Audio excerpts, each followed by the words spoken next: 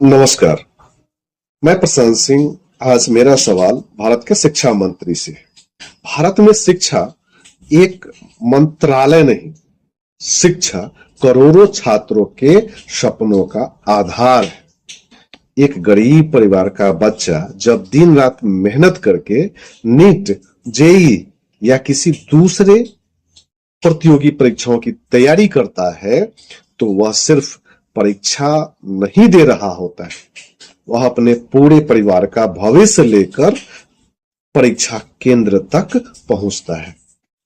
लेकिन जब बार बार परीक्षा व्यवस्था पर सवाल उठते हैं, जब पेपर लीक, अनियमितताओं और परीक्षा प्रणाली की पारदर्शिता पर सवाल उठते हैं, तो सवाल सिर्फ आरोपियों पर कार्रवाई का नहीं होता है। सवाल होता है, आखिर इस पूरी व्यवस्था की राजनीतिक और नैतिक जिम्मेदारी किसकी है? धर्मेंद्र प्रधान जी, आप देश के शिक्षा मंत्री हैं। आपकी जिम्मेदारी सिर्फ यह कहना नहीं है कि जांच होगी, आपकी जिम्मेदारी यह भी है कि देश का कोई भी मेहनती छात्र यह महसूस न करे कि उसकी मेहनत से ज्यादा महत्वपूर्ण पहुंच, पैसा या व्यवस्था में सेंध है। नीट यूजी 2024 को लेकर के गंभीर अनियमितताओं के आरोप सामने में आ चुके हैं। सरकार को जांच सीबीआई को सौंपनी पड़ी और इसके बाद लाखों छात्रों और अभिभावकों के मन में गंभीर सवाल उत्पन्न हो गए। जब परीक्षा प्रणाली पर भरोसा टूटता है तो सिर्फ एक परीक्षा प्रभावित नहीं होती, यह पूरे देश के युवाओं का भविष्य और उनका विश्वास भी प्रभावित होता है सर। अब बात आती है कि यूजीसी से जुड़े नियमों और विनियमों की भेदभाव के खिलाफ मजबूत व्यवस्था बिल्कुल जरूरी है। हम इस बात को नकारते नहीं है, लेकिन व्यवस्था साहब ऐसी होनी चाहिए जो स्पष्ट हो, निष्पक्ष हो और सभी छात्रों के अधिकारों की रक्षा करे।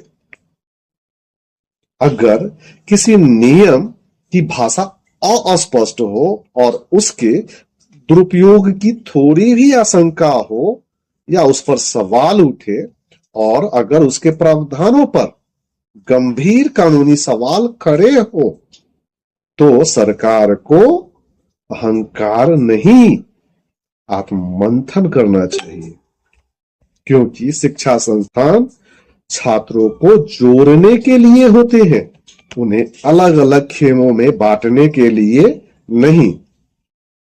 किसी भी कानून या किसी भी नियम का उद्देश्य होना चाहिए न्याय, समान अवसर और सामाजिक सद्भाव, न कि छात्रों के बीच अविश्वास और वैमनस्य की भावना पैदा करना।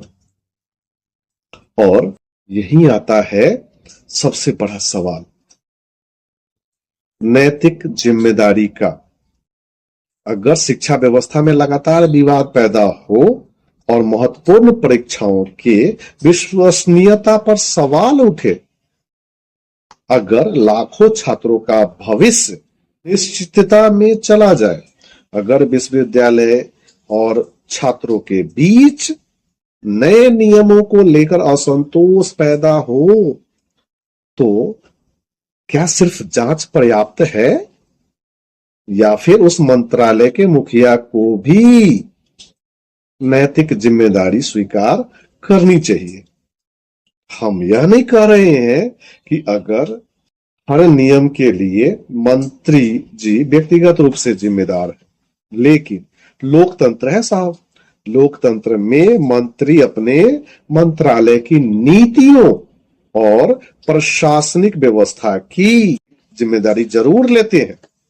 और जब जनता का भरोसा लगातार कमजोर हो रहा हो तो जनता को जवाब तो चाहिए।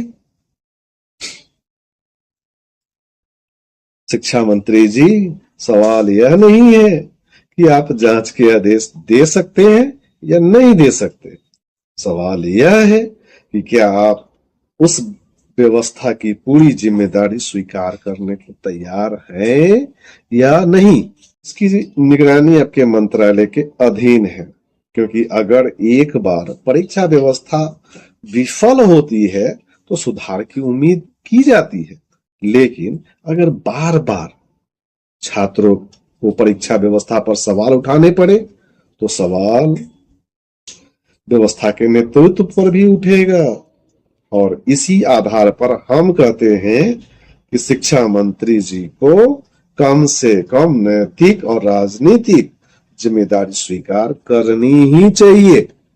अगर उनके कार्यकाल में शिक्षा व्यवस्था की विश्वसनीयता पर लगातार सवालों के घेरे में आती है और छात्रों का भरोसा टूटता है, और अगर विवादित नीतियों के कारण समाज में तनाव और असंतोष बढ़ता है, तो नैतिकता का तकाजा यही है साहब कि वे अपने पद से इस्तीफा दे दे और इस्तीफा देकर एक उदाहरण प्रस्तुत करें, क्योंकि इस्तीफा हमेशा अपराध स्वीकार करना नहीं होता है। कभी कभी इस्तीफा यह संदेश भी देती है कि मेरे रहते व्यवस्था जनता का विश्वास नहीं जीत पाई, इसीलिए मैं जिम्मेदारी स्वीकार करता हूं। आज भारत के छात्रों को भाषण नहीं चाहिए, उन्हें चाहिए निष्पक्ष परीक्षा, पारदर्शी व्यवस्था, समान अवसर और अपने भविष्य को लेकर भरोसा। इसीलिए सवाल किसी पार्टी का नहीं है, सवाल किसी जाति या धर्म का भी नहीं है, सवाल है